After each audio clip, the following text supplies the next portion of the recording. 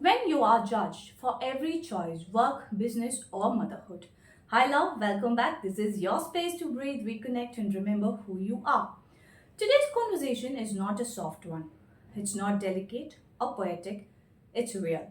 Because this is something so many women live with every single day silently.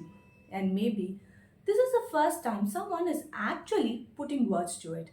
It's a feeling that no matter what we choose, it's wrong. And I want to talk about it. Not to fix it instantly, but to tell you that you are not imagining it. You are not alone.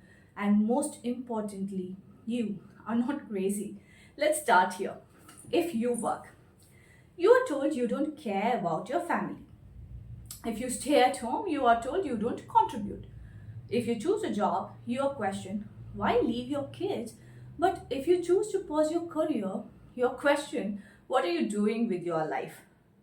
If you start a business, you are told, it's risky, too much stress, why don't you just get a job?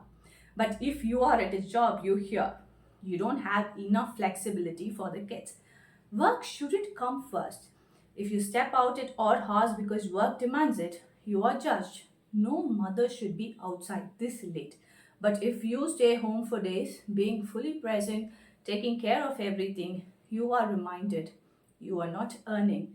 You are dependent, and somehow every choice is wrong. Every path is a trap. This, this impossible double standard is what confuses us. Not because we don't know who we are, but because too many voices are telling us who we should be. We are trying to live a life that is ours while constantly performing for the expectations of others. And here's the painful truth, it's not strangers, it's not society at large, it's often our own families, the people we love, the ones we want to make proud. So when they question us, we collapse inside. Not because we believe they are right, but because we have been conditioned to trust their words more than our own voice. There's a specific kind of ache that comes from knowing you'll be misunderstood either way. It's the ache of being seen physically but unseen emotionally because what you're really wanting is simple support, belief, understanding, not approval, just understanding. But instead, you are constantly defending your choices, explaining your logic, justifying your mere existence, and over time, you start doubting the one thing you should never doubt yourself.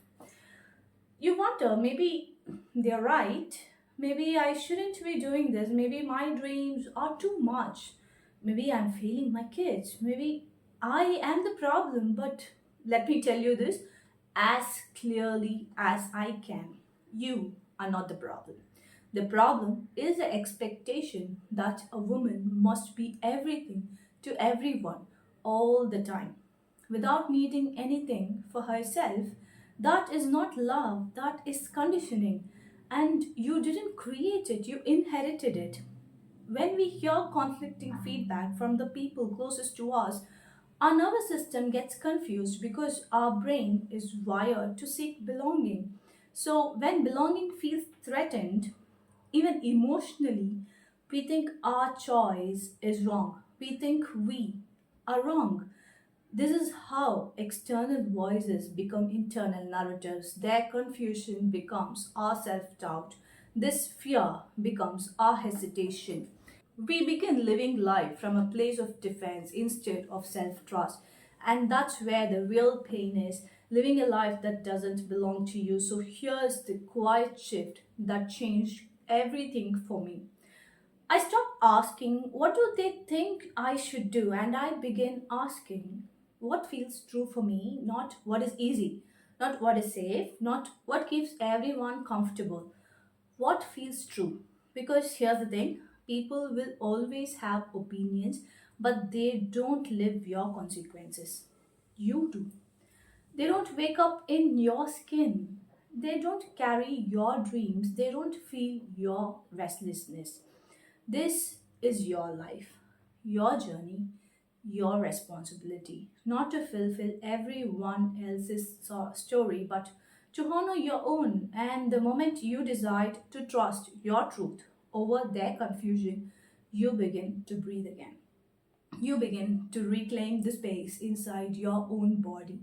It won't be easy, but it will be real. So, if you are listening to this and you've been pulled in every direction, questioned for every choice, and made to feel like no version of you is right, I want you to hear me clearly. There is no right choice that makes everyone happy. There is only the choice that honors you. Your kids don't need a perfect mother, they need a present one. Present in their truth, not in her guilt. Your path can look different from what others imagine for you. Let it. You are not here to live the story they wrote. You are here to write your own. Thank you for spending this time with me. If this episode touched something inside you, share it with another woman who needs to hear this. Until next time, stay gentle, stay honest, stay you.